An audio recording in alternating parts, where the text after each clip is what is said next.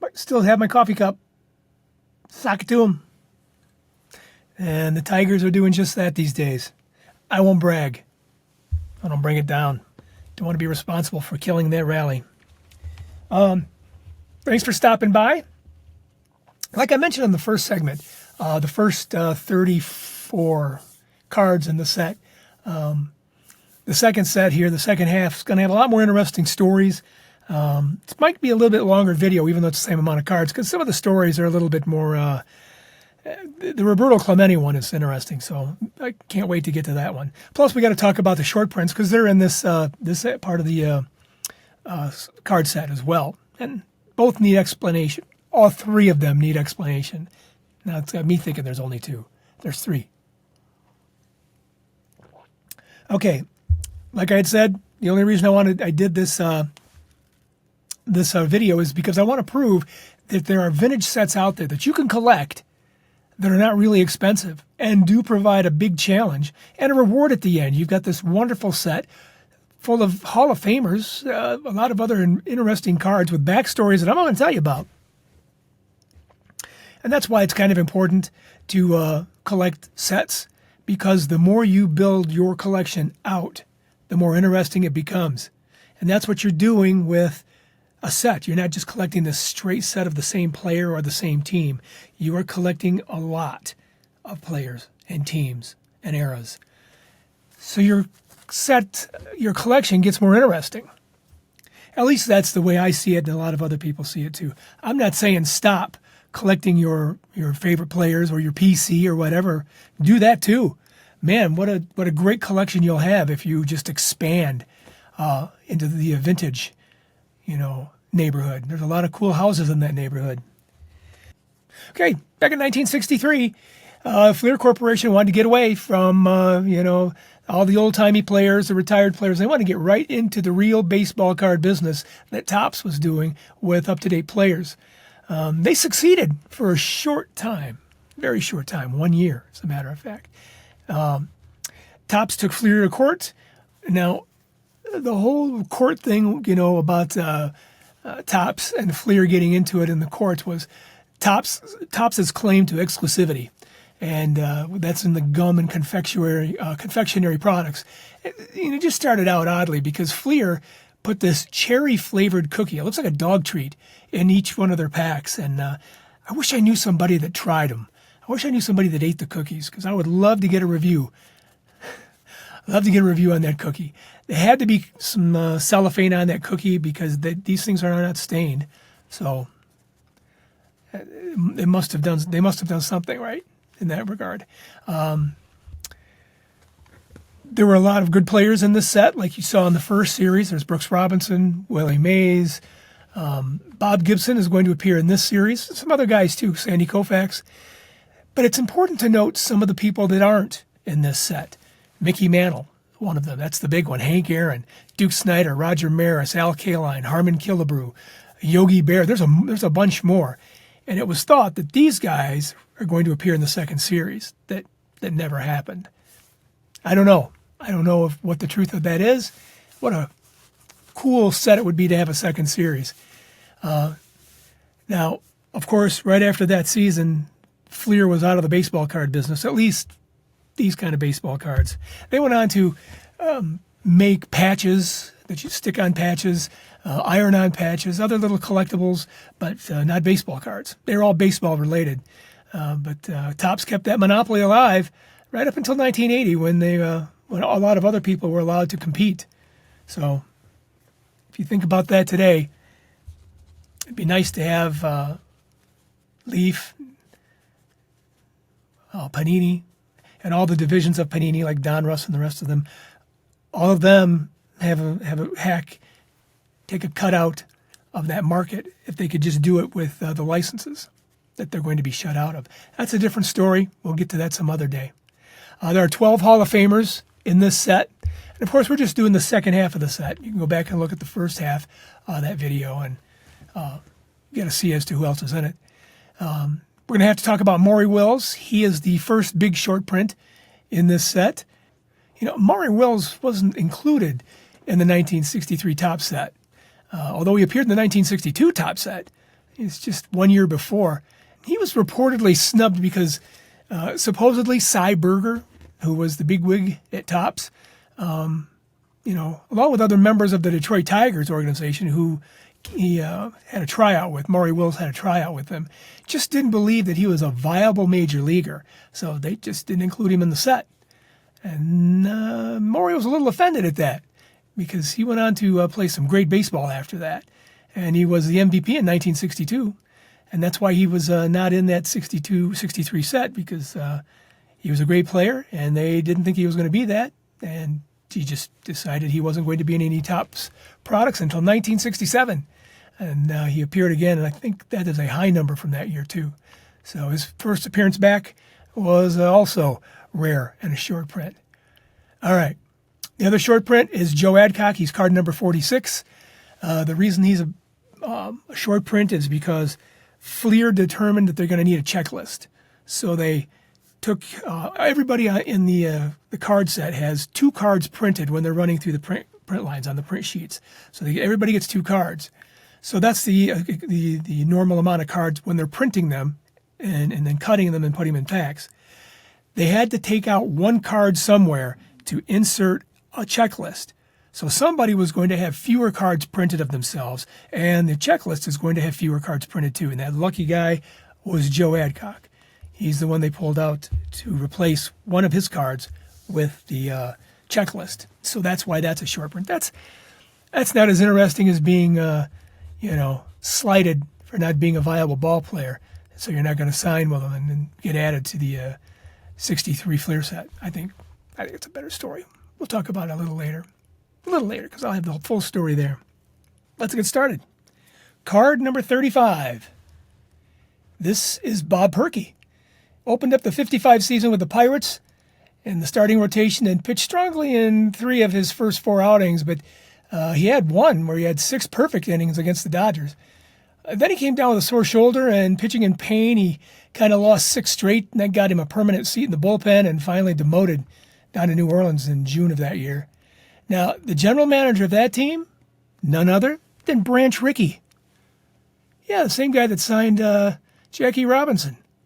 So Branch Rickey took him off on the side and just in a little while just showed him a brand new pitch. And Bob said that Mr. Rickey showed him how to throw a knuckleball. Yeah, so Bob Perky learned the knuckleball from Branch Rickey. He went on to a decent career. Card number 35. Card number 36, Joey Amalfitano. Better known as a coach. He signed a bonus contract when he became a professional player back in 1954.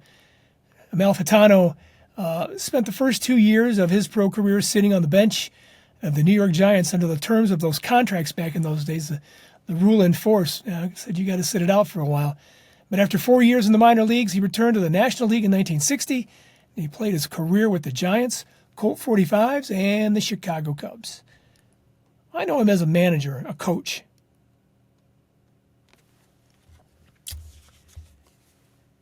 This is card 37, Bob Aspromonte. He earned the distinction as the only original Colt 45 to appear in Houston's first 7 opening day lineups, the Colt 45s.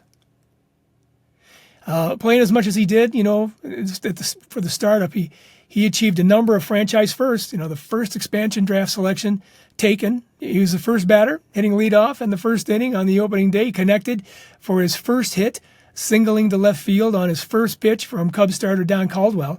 Shortly thereafter, Aspromonte scored the first run when Al Spangler tripled down the right field line.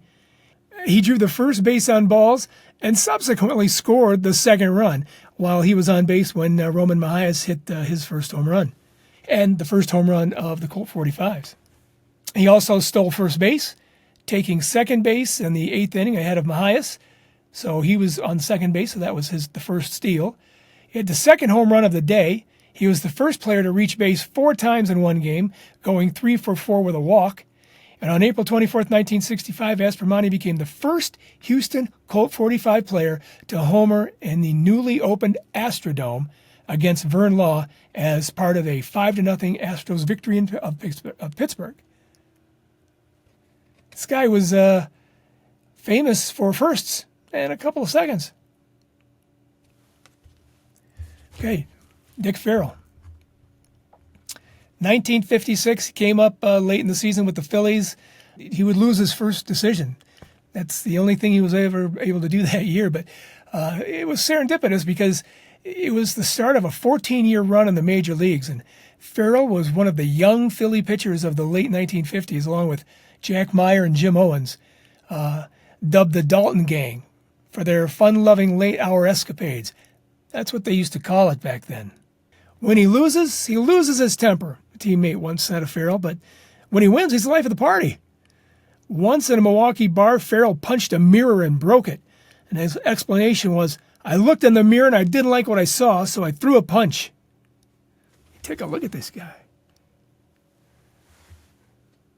Wow. Card number 38, Dick Farrell. An unhappy dude sometimes. Stay away from the booze. I'm going to need a little bit something else to drink here. Okay. Al Spangler. He drew favorable comparisons to Hall of Famer Richie Ashburn for his speed and that pesky hitting that Richie was so well known for. Richie was a great hitter. And also, like I said earlier when talking about Bob Aspermani, he drove in the first run in Colt 45 history. Houston Colt 45. Al Spangler. Here comes a guy that could easily have been a superstar. Tommy Davis. He should be better known. He was a 3-time All-Star, World Series champ in 1963, the year this card was made, NL RBI leader, and in 62, he was an NL batting champ. He had star material. Back in 1956, he was going to sign with the Yankees when he first started his career, but Jackie Robinson called him and he said, hey, I want you to come play for the Dodgers. And so that's what Tommy Davis did. He was a good ball player for a long time. Now here's a guy you might think, oh, he's such a nice guy. And he probably was, unless you're hitting against him. Don Drysdale could dominate batters and keep them off balance. Now his stats tell the story, but he was also feared by batters for a different reason. He liked to throw at them. Frank Robinson said that Drysdale hit him more than any other pitcher. Mickey Mantle once said, I know Don Drysdale's trying to hit me. He'll come up to me and while I'm in the batting cages and say, hey, where do you want it today, big boy? Wow, we got another guy coming up who kind of had that same attitude.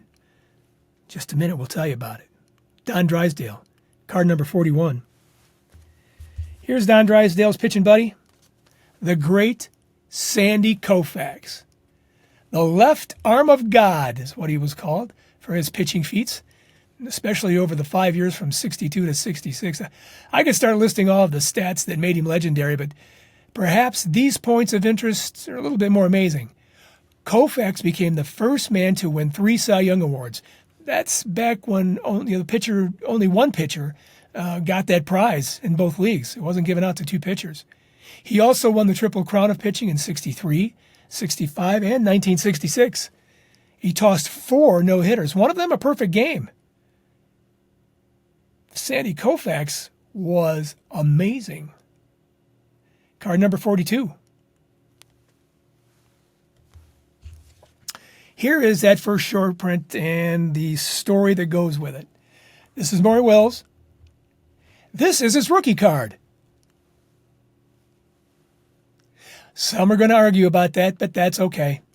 But everyone agrees that this is one of the rare cards in this set. And the story goes, Topps felt that Wills was so far off the major league radar that he wasn't even a prospect. And he wasn't even worth thinking about as far as giving him a $5 baseball card contract. Yeah, that's what these guys got paid, $5. Now, he signed with the Brooklyn Dodgers in 51 at age 18 and spent the majority of the 1950s toiling in the minor leagues. He had a demoralizing season playing single-A ball and then a woeful season in Double-A in 55. Things were not going well, but the Reds saw something in him, and he was drafted by Cincinnati in 57, only to return to the Dodgers the following year after another unimpressive year. Now, in 1959, Wills had his first shot at trying out for a major league roster. Now, here's a story that I heard from John Mangini, which I did not know. He tried out for the Tigers. I did not know. Being a Tiger fan, you'd think I'd know that. But one of the Topps employees, Turk Karam, was signing new players for Topps contracts and was walking around and seeing who was available. Well, Wills didn't get a contract, and Cy Berger, the Topps executive in charge of player relations, asked Karam why did he not sign him. He said, well, Karam said that folks in the Tiger organization didn't believe that Wills was a major league quality. He says it was just based on what the statement that they made on his tryout. Well, the tryout was just some sprints. That's it.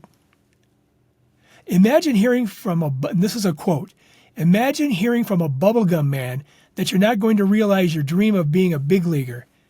That's what Berger said when he said that the impact that would have on a young player, they weren't offered a $5 baseball card contract. It could ruin their confidence. Well, by the end of the 1959 season, Maury Wills was the Dodgers' regular shortstop and even started in the World Series.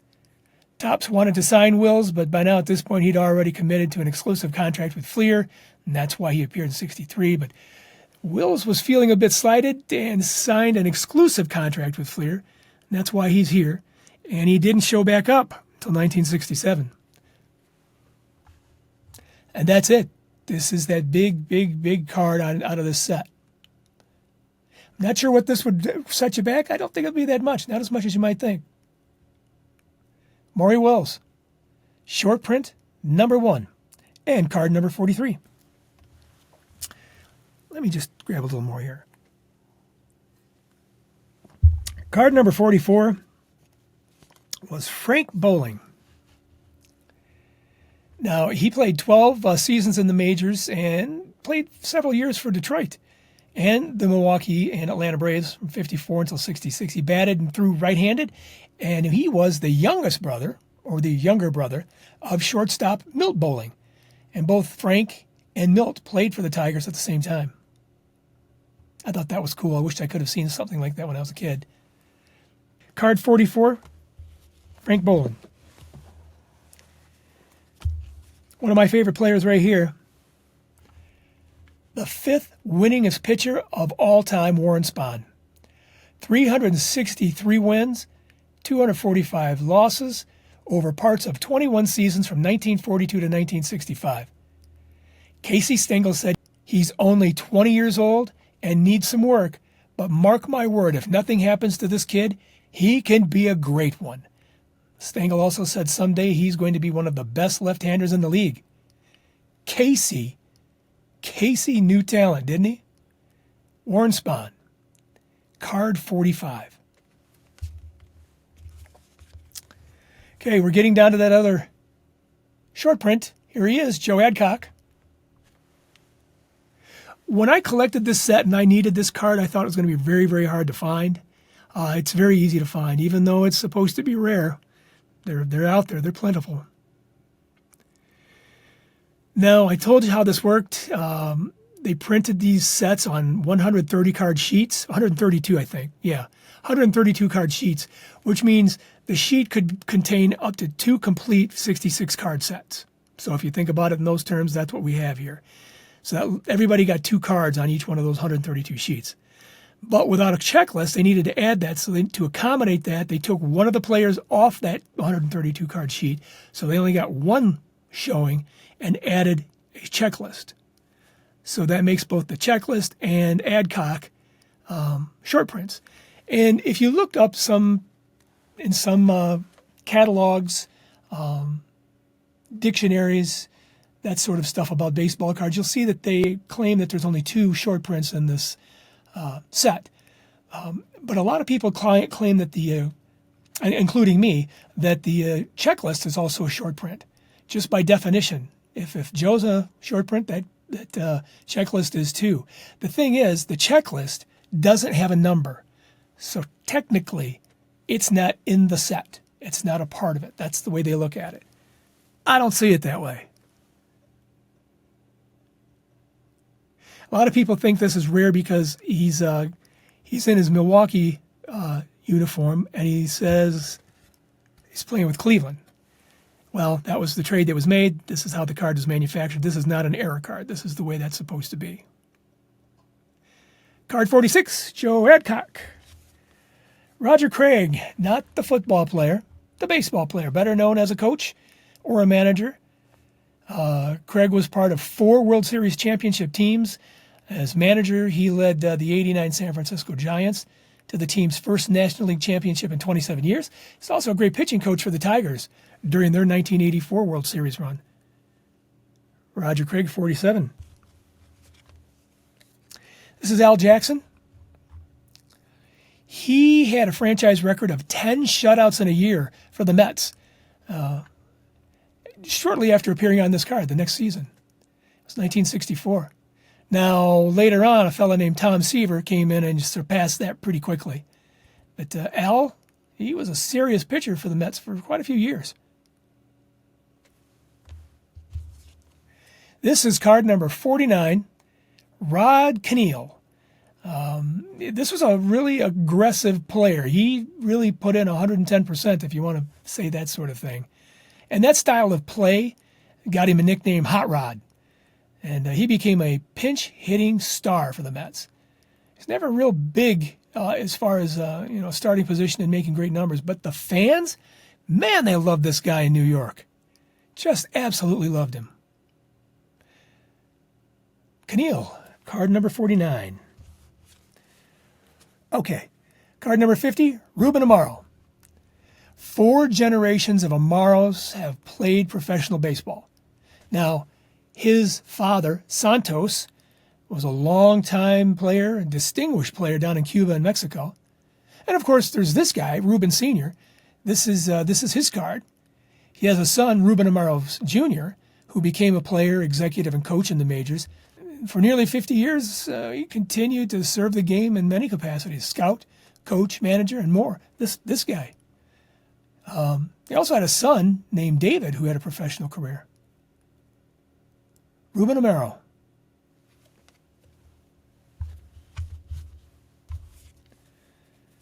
Johnny Callison. Now, he was labeled the next Mickey Mantle. His manager with the Phillies, Gene Mauch, said that Callison could run, throw, field, and hit with power. And there's nothing he can't do well on the baseball field. Callison found it pretty hard to live up to that kind of praise, and his best season came in 1964, just a year after this card was manufactured. However, it wasn't the best for the Phils. The Phillies blew a 6.5-game lead with 12 games to play and lost the pennant that year. Callison played in all 162 games, hit .274, scored 101 runs, drove in 104 while hitting 31 home runs. He also won the All-Star game with a dramatic 9th-inning home run off Dick Raditz. Johnny Callison. Here's a guy that pretty much played second fiddle to whatever other catcher was on the team he played with that year. Clay Dalrymple. He threw out a career 48.8% of base runners who attempted to steal a base on him. That's number 30 on an all-time list. And that's pretty good. Pretty darn good. Clay Dalrymple. Interesting story here with Don Demeter. He's a defensive gem. This guy could play the field. He started an errorless streak as an outfielder of 266 games starting in September of '62. He wasn't going to make another error until July 1965. Wow. That's when some hot dog in Kansas City interfered with the game. No, really, a real dog. Owner Charlie Finley kept some mules at the ballpark, along with some trained dogs that worked out with the ground crew. And in the 5th inning, they would run out onto the field, the dogs would, with the bases in their mouth, and the crew would change the bases. And he's quoted as saying, "I have a line drive hit to me, and I scooped it up. And I guess the ground crew thought it was last out and sent the dogs out on the field." Demeter scooped up the ball and threw it to Dick McAuliffe at shortstop. That dog just shot out there, and the ball went through Dick's legs. At the same time, that dog ran to the base. The runner advanced to base, and the scorer couldn't charge the dog with an error, so he assigned it to Demeter. He had completed a total of 449 errorless free chances. His string of error-free games by an outfielder stood as the Major League outfielder record until the Giants' Darren Lewis broke it in 1994. Don Demeter, card number 53. Art Mahaffey. Check out these stats, would you? This pitcher picked off the first 3 players who had base hits against him. So the first 3 players that got base hits against him, he picked them off. Curt Flood and Bill White of the St. Louis Cardinals in a game of July 30th, 1960, and Jim Marshall of the San Francisco Giants on July 31st, 1960. Oh, and in 1962, Mahaffey became the last pitcher to strike out at least 12 batters and hit a grand slam in a game. That's a good day. Card number 54. Sometimes I wonder how the guys get nicknames, because I figure there's always a story. It's always going to be a good story. This one's not that good. It's not that complete. His real name is Forrest Harold Burgess. It's said that he got the nickname Smokey because he was born in the Smoky Mountains. Okay. Some say it was his dad's nickname and that was just passed down because they did that down in the Appalachians in that area because he was from there. Another one is, this one I don't even understand. He didn't smoke tobacco. Players just made a little fun, with his name, Smokey, because he was tobacco free. And then there was the story of him getting the nickname because he was so slow on the base paths, and there was that ironic nickname Smokey because he was moving so fast, leaving a smoke trail or something. Just labeled on him. Told you they weren't very good nickname stories. Still don't know the real one, though. Lost for the ages. Smokey Burgess, card 55. All right. Bear with me for a minute. I'm going to have to give myself a little coffee because this next story is kind of long. But I found it really interesting when I first heard about it. I think you will too. If you don't know the story, you're going to say, what? Sock it to 'em. At the beginning of the last video, the first video, I said that Willie Mays was the best player in the set. And I corrected myself because maybe you come from this camp, Roberto Clemente. Because Roberto was probably the best I ever saw, I guess, until Shohei rolled in. Shohei. Okay, have you ever heard of Roberto's movie career? No? Really? Well, that's not surprising. Because it was really short, though. I mean, actually, it was non-existent. But here's the story. It all surrounds one incident. And here are the facts. Here are the facts of this incident. There was a movie director working near Roberto at Shea Stadium in 1967. And Roberto was contacted about acting in that movie. They were filming the movie The Odd Couple, not the TV show. It's The Odd Couple with Jack Lemmon and Walter Matthau. Now, the story goes, again, this is fact, the Oscar takes an emergency phone call from his roommate, the very fussy Felix Unger, who tells him not to consume any frankfurters at the game because Felix is preparing franks and beans for dinner. Of course, that really made Oscar angry because he's busy and being messed with by Felix. Meanwhile, the Pirate at the plate smacks the ball into a triple play, ending the game. And the famous, and this was the guy in the show, Haywood Hale Bruin, the great legendary sportscaster, says to Oscar, the greatest fielding play ever saw, and you missed it, Oscar. Well, that was the joke for the movie. But that never happened. Well, that did happen, but it didn't happen with Clemente. You see, here's the story as it was told, and I can't say this is fact, although he was contacted, but we're not sure exactly how that went down. Okay, so here's one of the stories. The director had gone up to Clemente to see if he could get him to jump on board with the guy hitting the triple play. Rumor one, Roberto was told it was a kids' charity movie and that they'll pay $100 for him to hit into a triple play. Later on, he found out that it wasn't a charity and he was offended at $100. So rumor goes the scene was to be filmed during batting practice before a game. And Roberto said no, he's not going to do it. And found out where the director was sitting in the stands and hit a 440-foot home run in his direction.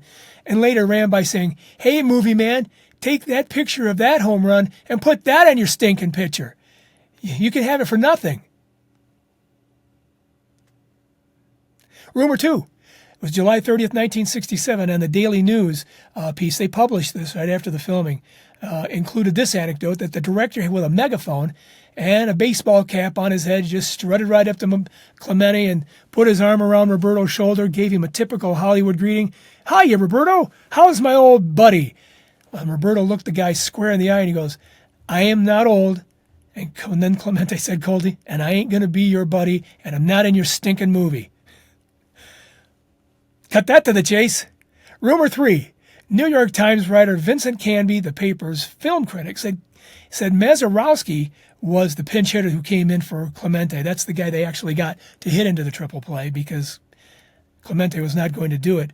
He bowed out when he learned that the sequence, was only going to pay him $100.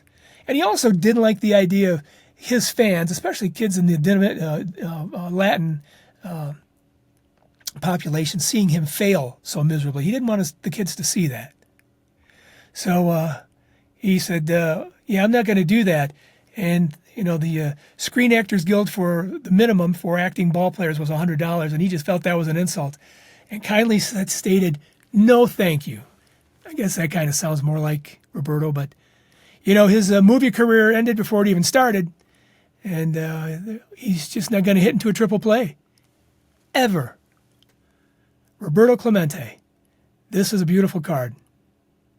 56 is the number. Probably the best player I've ever seen other than Shohei Ohtani. All right. Card number 57. Elroy Face, or Roy Face. 1959 ace for the Pirates. He's also a fireman for them, man. He put out a lot of fires there. He was a good relief pitcher. He had a major league winning 18 games in relief against one loss. His 9.47 winning average. Also established a record for pitchers with at least 15 decisions. So he was the real deal. Roy Face. His pitching partner, just as good, Vern Law, 1960. He had a win-loss record of 20-9 with a 3.08 earned run average. Led the National League in complete games, made the All-Star team, won the Cy Young Award that year, and was in the 1960 World Series. He won 2 games to help the Pirates defeat the Yanks. That's Vern Law, card number 58. And who's the guy that won that World Series? It's this fella. Ralph Terry served it up, and then he served it into the bleachers. Card number 59, Bill Mazeroski. Took Roberto's place. Remember what I said about the movie just a couple stories ago? Good thing people don't remember that fake triple play. Most folks know him for that most memorable ninth inning home run, that walk-off Game 7 1960 World Series. The first time that's ever happened in a major league season, where the World Series ended in a home run. It remains to this day. Game 7. Number 59, Bill Mazeroski. Slugger Ken Boyer. St. Louis Cardinals became the second third baseman to hit 250 career home runs, retiring with the third highest slugging percentage by a third baseman. That was .462.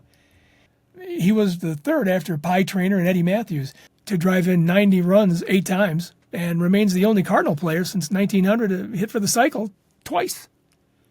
Ken Boyer.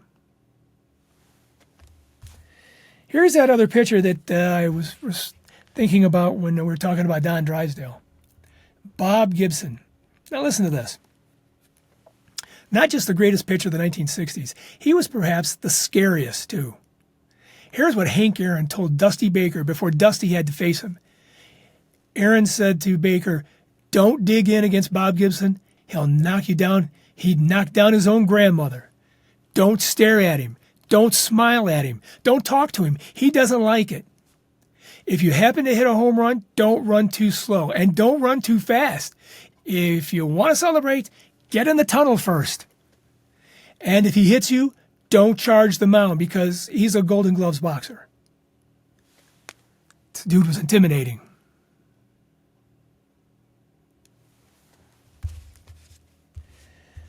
Another ball player that might not be known to you, it's Gene Oliver from number 62 is his card number.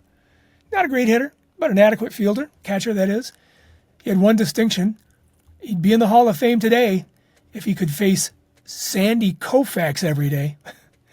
Just listen, Oliver hit the future Hall of Famer, Sandy Koufax, better than average, going 20 for 51. That's a .392 average. He had 4 home runs against Sandy, 9 runs batted in. Now, they went to a banquet dinner, the two, they met up there, and it was just years after they both retired.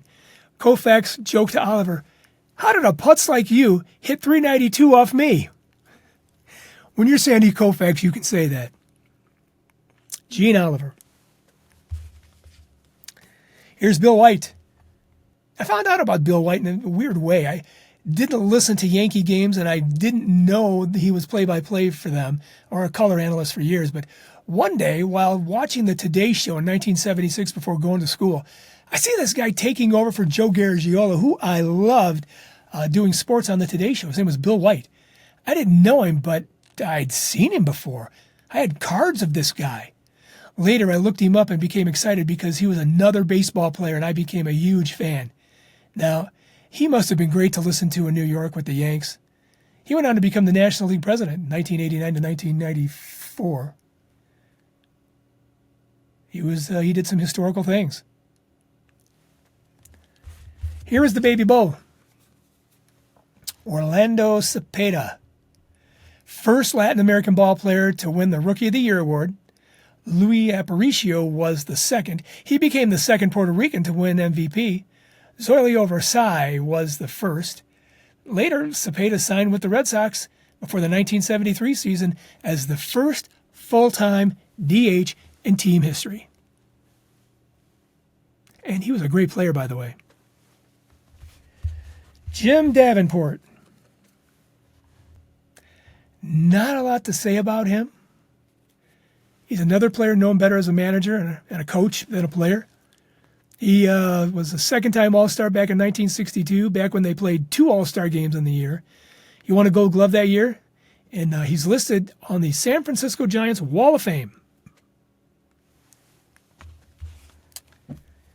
This is the final card in the set.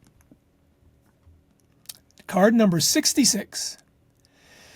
This is Billy O'Dell. And he had the highest strikeout to walk ratio in all of the MLB with 2.69.